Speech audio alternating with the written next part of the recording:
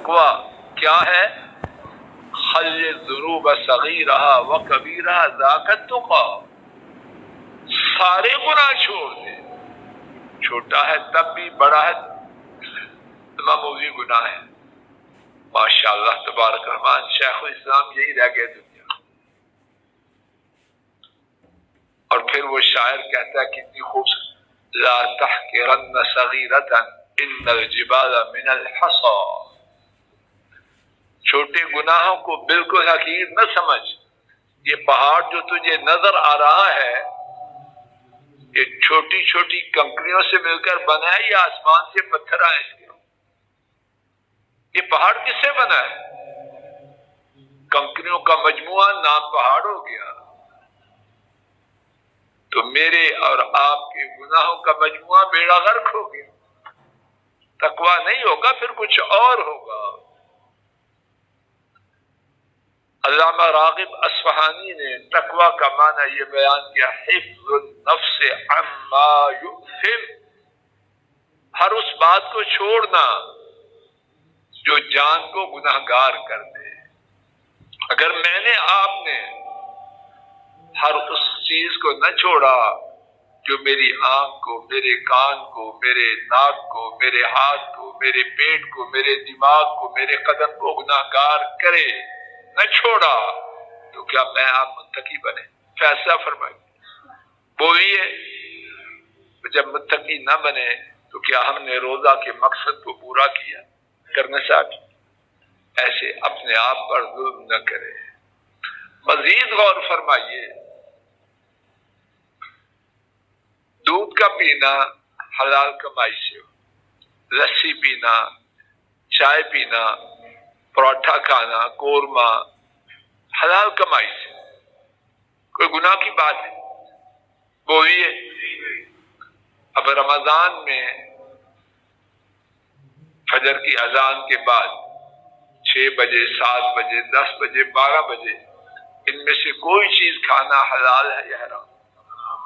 بولیے۔ جو جان بوجھ کے کھائے وہ مجرم ہے یا اچھا ہے؟ یا اللہ مجھے آپ کو ہدایت دے دے۔ اللہ تعالیٰ نے کیسا ٹریننگ کورس دیا، تربیت کا کتنا شاندار نظام دیا کہ 30 دن کے لیے جو چیزیں میں رب العالمین نے حلال کی تھی، مخصوص اوقات میں ان کے قریب نہیں جانا۔ اب حلال چیزیں 30 دن یا 29 دن چھوڑنے کے بعد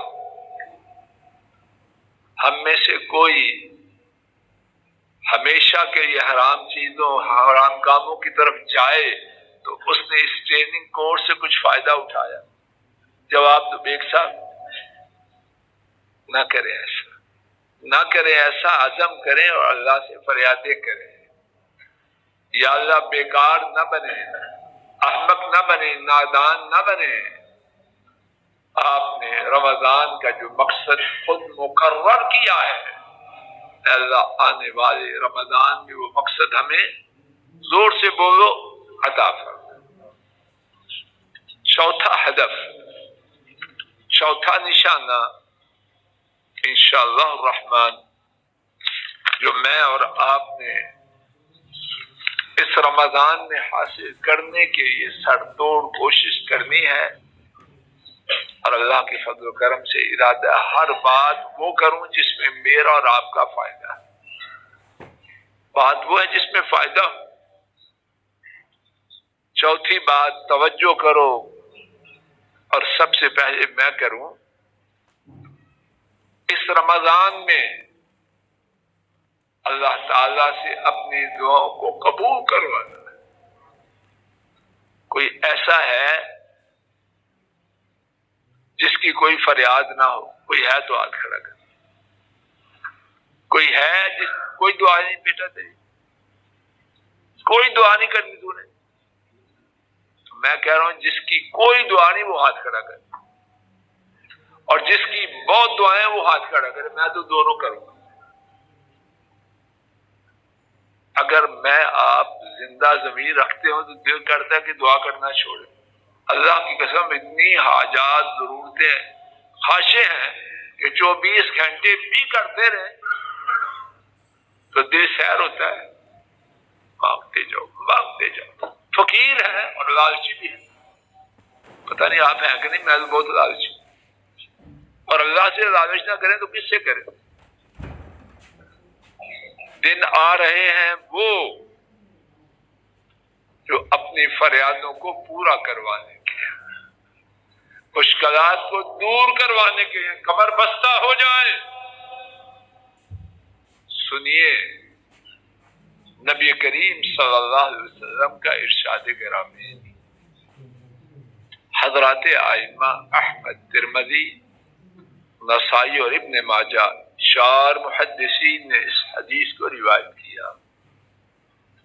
نبی کریم صلی اللہ علیہ وسلم نے فرمایا، ثلاثۃ لا ترد دعوتهم، 3 اقسام کے لوگ ان کی فریادیں مسترد نہیں ہوتی۔ آپ کا فرمان سچ ہے یا غلط؟ بہت ہی سچ ہے یا صرف سچ ہے؟ ثلاثۃ لا ترد دعوتهم، 3 اقسام کے لوگ ان کی دعائیں مسترد نہیں ہوتی، اور ان 3 میں سے ایک والصائم حین یفطر، روزہ دار جب روزہ کھولتا ہے اس وقت اللہ تعالی سے جو دعا کرتا ہے وہ دعا مسترد نہیں ہوتی۔ تو چھوڑنے کا سودا ہے یا پکڑنے کا؟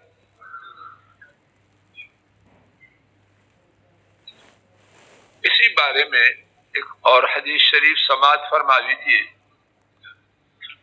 امام بزار حضرت ابو سعید رضی اللہ تعالی عنہ سے اس حدیث کو روایت کرتے ہیں۔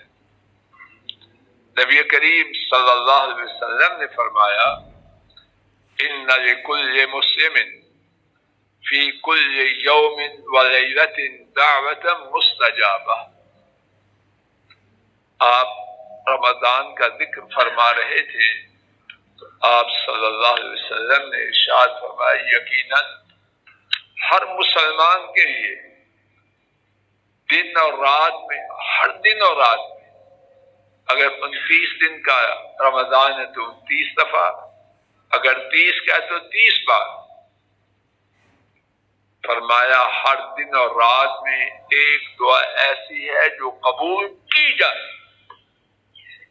ہر روز، روز سے مراد رات اور دن 24 گھنٹے میں ہر مسلمان کی ایک دعا قبول کرنے کی پہلے سے، اس کا مقصد یہ نہیں باقی نہیں ہو رہی، ایک دعا کے متعلق خصوصاً پہلے سے اعلان۔ تو یہ پھر موقع چھوڑنا ہے یا لینا ہے؟ اس بارے میں تیسری حدیث ہم پہلے سن چکے ہیں، امام بہقی کی حضرت ابن مسعود رضی اللہ تعالی عنہ کے حوالے سے روایت کہ نبی کریم صلی اللہ علیہ وسلم نے فرمایا، ہر رات شہری کے وقت تک، صبح صادق تک، اللہ کی طرف سے ایک اعلان کرنے والا اعلان کرتا ہے 4 باتوں کا، 4 دعاؤں کے حوالے سے اور 2 باتیں دوسری۔ 2 باتیں، پہلی نیکی کے چاہنے والے نیکی کا ارادہ کر اور بشارت کو قبول کر، برائی کے چاہنے والے برائی کو چھوڑ اور اپنے انجام پر غور کر۔ اس کے بعد 4 باتوں کا اعلان ہوتا ہے، اچھی طرح یاد کرو۔ ہے کوئی گناہوں کی معافی مانگنے والا، اس کے گناہوں کو معاف کیا جائے۔ نمبر 2، یہ 1 2 3 میری طرف سے۔ نمبر 2، ہے کوئی توبہ کرنے والا، وہ توبہ کرے، اس کی توبہ کو قبول بولو۔ نمبر 3، ہے کوئی فریادی، وہ فریاد کرے، اس کی فریاد کو قبول کیا جائے گا۔ نمبر 4، ہے کوئی سائل مانگنے والا، وہ مانگے، اس کے سوال کو پورا کیا جائے۔ یہ کن دنوں کی بات ہے؟ بولو، زور سے بولو۔ تو رمضان میں پھر ہم نے یہ بات لینی ہے یا چھوڑنی؟ تو چوتھا ہدف کیا ہو، چوتھا نشانہ گول کیا ہو، ابھی سے تیاری کریں، سوچیں۔ شمون جی بات سمجھ آ رہی کہ اللہ تعالیٰ سے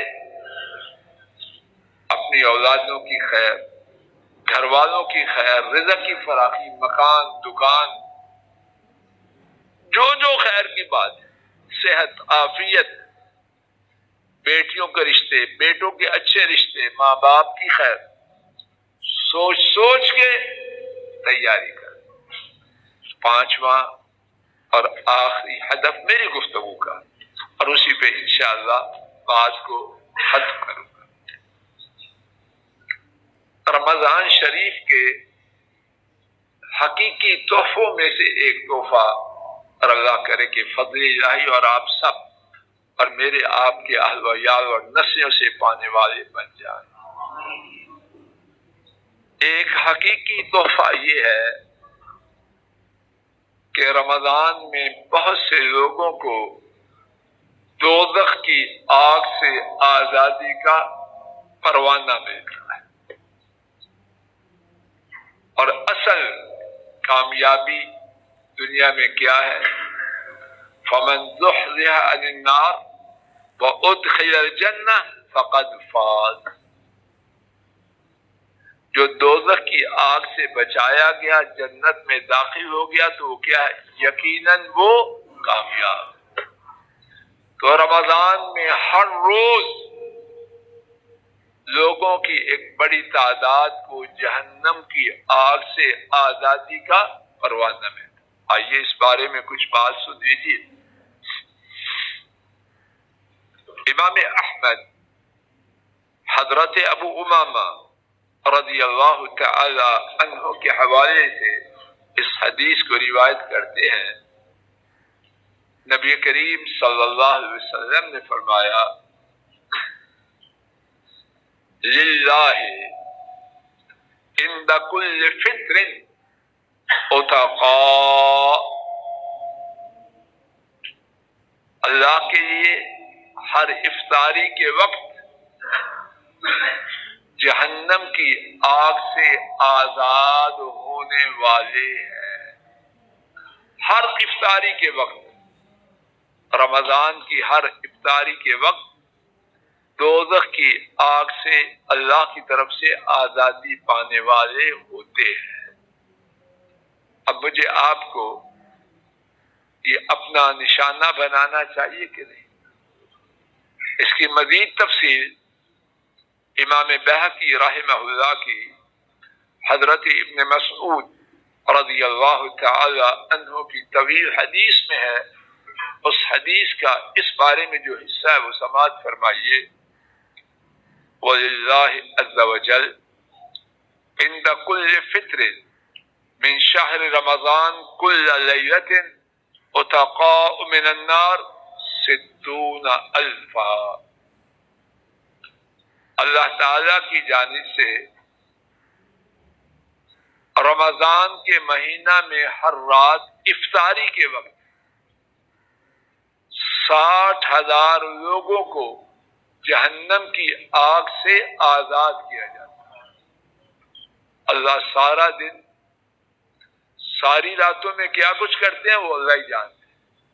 خصوصاً افطاری کے وقت ہر روز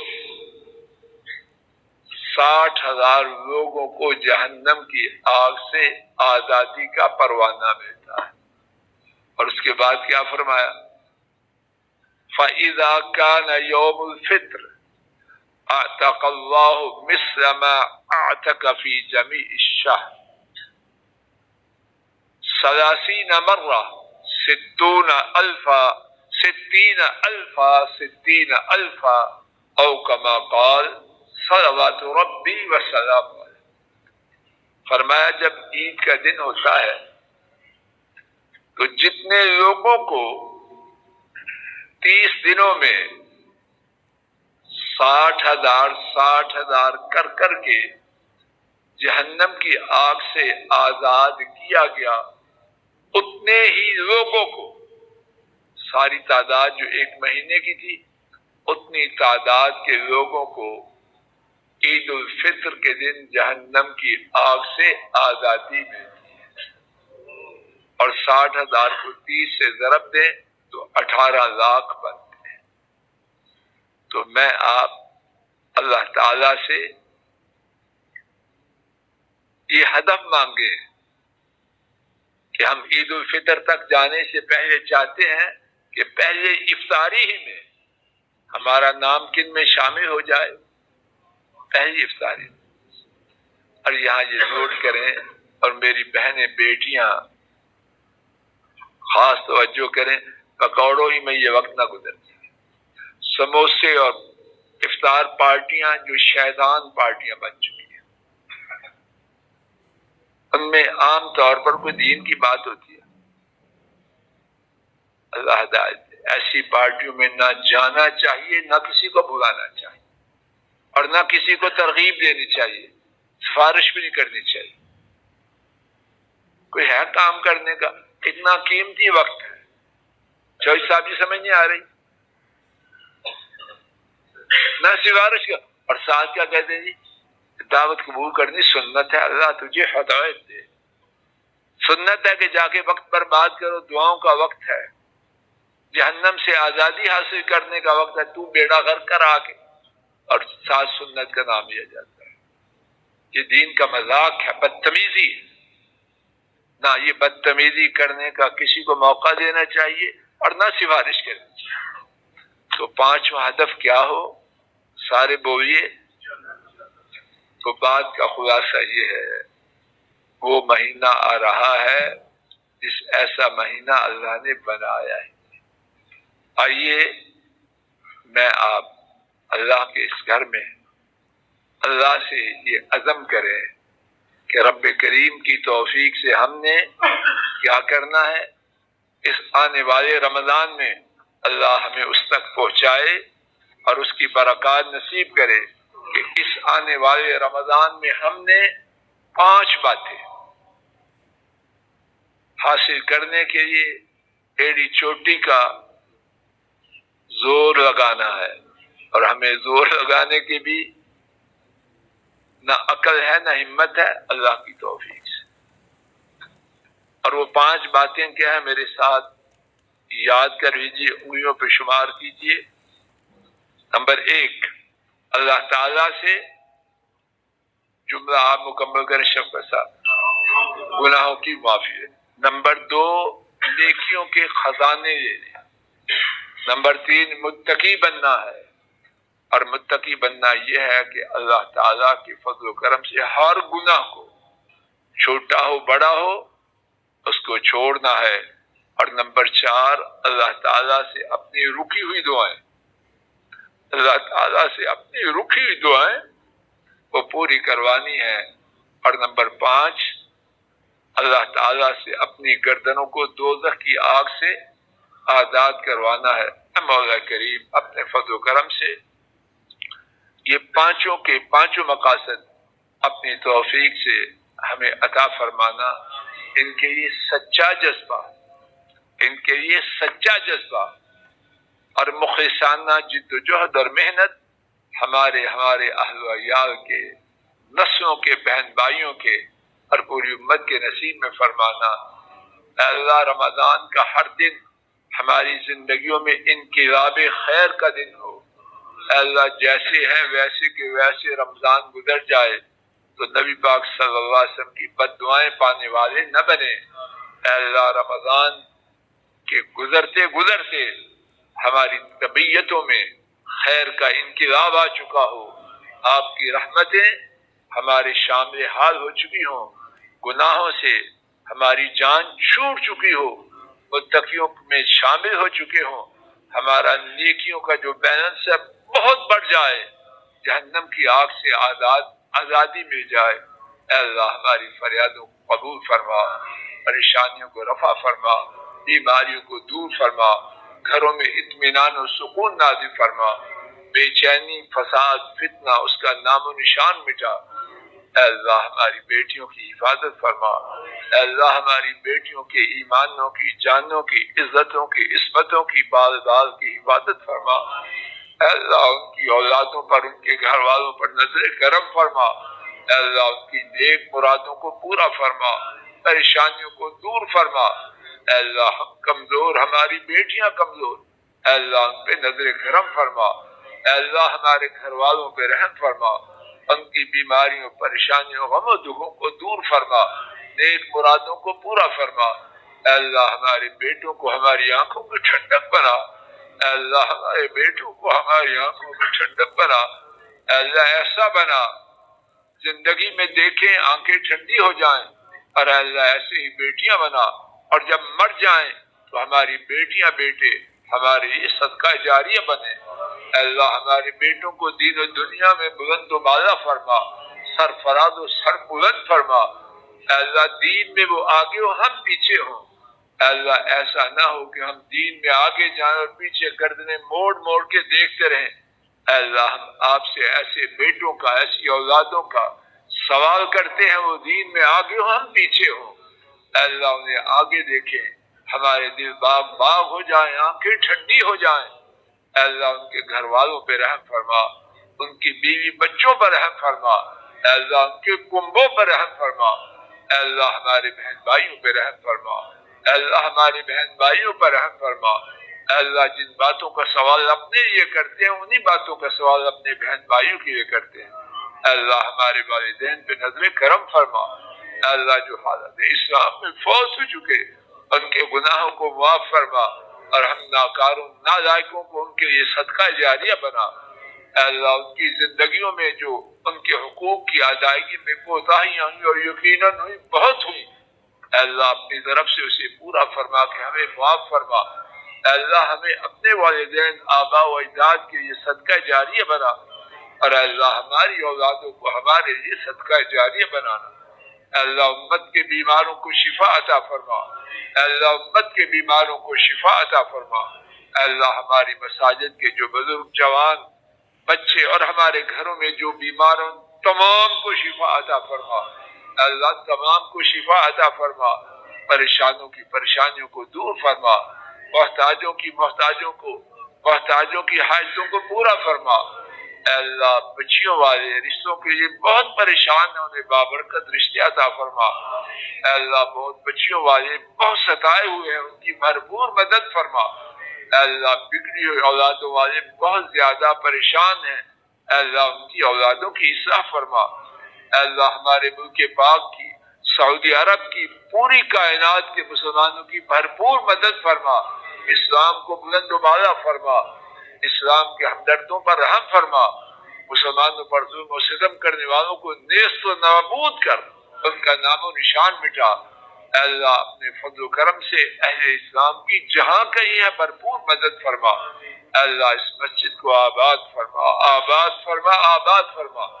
اے اللہ اس مسجد سے محبت کرنے والے، پیار کرنے والے، خدمت کرنے والے، بوڑھے، جوان، بچے، مردیں، عورتیں، اے اللہ ایک ایک پر اپنی بے انتہا رحمت، برکت، سعادت عطا فرما۔ اے اللہ ان کے دین کی، ان کی دنیا کی، ان کی ہر چیز کی خیر فرما۔ اے اللہ آج کی اس مجلس کا انعقاد کرنے والے، اس کے لیے جد و جہد کرنے والے، محنت کرنے والے، اے اللہ ان تمام پہ بے انتہا رحمت عطا فرما۔ اے اللہ انہوں نے جو جد و جہد کی اپنے فضل و کرم سے اسے قبول فرما، اور اے اللہ ہم سب کو موت تک اپنے دین کی مخلصانہ خدمت میں لگائے رکھنا۔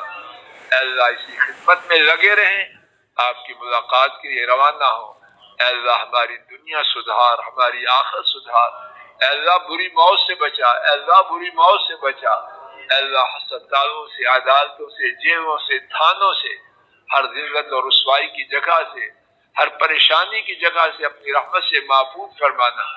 اے اللہ اپنے فضل و کرم سے ہمارے جو ساتھی، احباب، دوست بیماریوں میں، پریشانیوں میں، مقدمات میں، عدالتوں میں پھنسے ہیں، جیلوں میں پھنسے ہیں، اے اللہ جو معصوم ہیں اپنے فضل و کرم سے ان کی بھرپور مدد فرما، بیماروں کو شفا عطا فرما۔